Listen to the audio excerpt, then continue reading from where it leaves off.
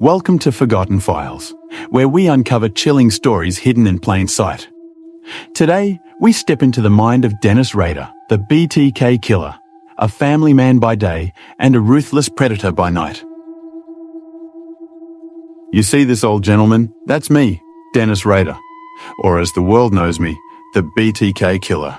Bind, torture, kill. That was my signature, my purpose. 10 lives, one after another. And all the while, the people around Wichita, they had no idea. I was a neighbor, just another man walking by on the street. They'd look past me, never suspecting I could be their nightmare hiding in plain sight, ready to strike. But let's go back to the beginning, before BTK, before the letters and the headlines.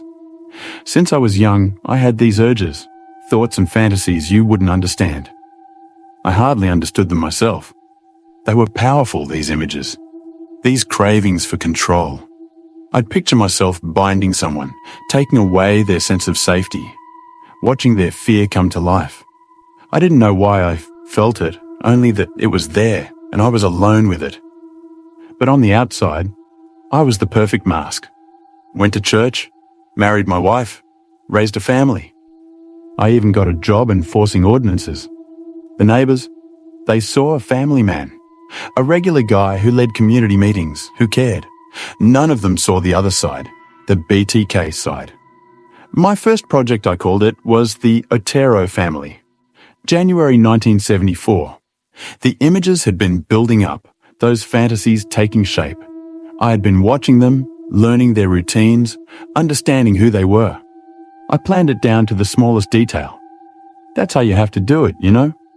It's not just about acting on impulse. It's about control. The careful planning. That was part of the thrill, part of what made it so consuming. I slipped into their house early that morning, in those quiet hours when most people are asleep. And when the time came, I did what I'd come to do. Bind, torture, kill.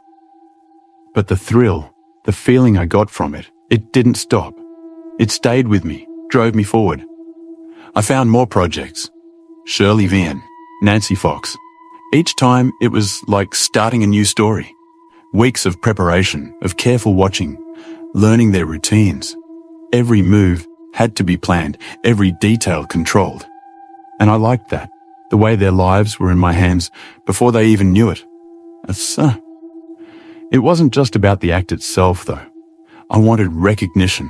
I wanted everyone to know who was out there, lurking, and that it was me. So I started writing letters to the media, told them exactly how I did it. I remember the thrill of seeing it in print, my words out there for everyone to read.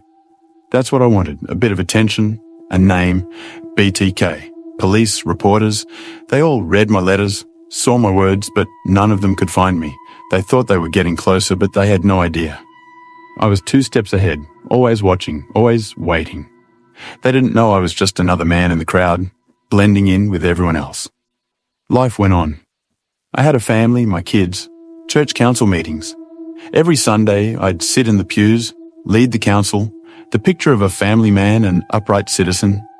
It was almost funny, really, how comfortable people felt around me. People trusted me, even respected me. They had no idea. And all the while, behind that calm, respectable face, BTK was always there. At work, going out on inspections, I'd peek into homes, think about who lived there. Some folks thought I was strict, maybe a little too serious, but they didn't know what was going through my mind. To me, they were possibilities, potential projects. In 1991, I made the choice to go quiet. 10 lives felt like enough. For a while, at least. I had my family to think of, my kids, my job, and part of me wanted to keep that life together, so stayed hidden, slipped back into routine. I kept an eye on the news, seeing if BTK would still come up, but they had nothing. They hadn't caught me, they didn't know my face, my name, nothing. But the urge, it never really goes away. In 2004, it came back stronger than ever. I missed the attention, the thrill. So I reached out again, sent more letters, wanted people to remember, and then I thought I'd test things a bit further just to see. I sent a floppy disk, even asked if they could trace it. Police said no, told me I was safe. So I took the chance. Figured it would be fine. Turns out they lied. Within seconds, they'd found my name on that disk, traced it right back to my church. I can still remember the moment they showed up, the way their eyes said everything. They had me cornered in that interrogation room. It felt like something clicked. I knew it was over, so I gave them what they wanted. All 10 murders, one after the other, every detail, just like they asked. People couldn't believe it. Dennis Rader, the church council president, the family man. I was the last person they expected, but to me, it was a game I had played for years, hiding in plain sight.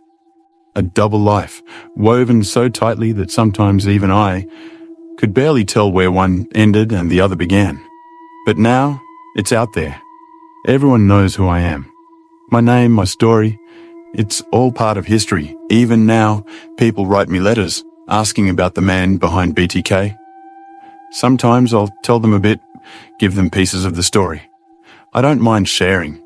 It's still attention in a way, even from here. My story, the one I started, is still being told.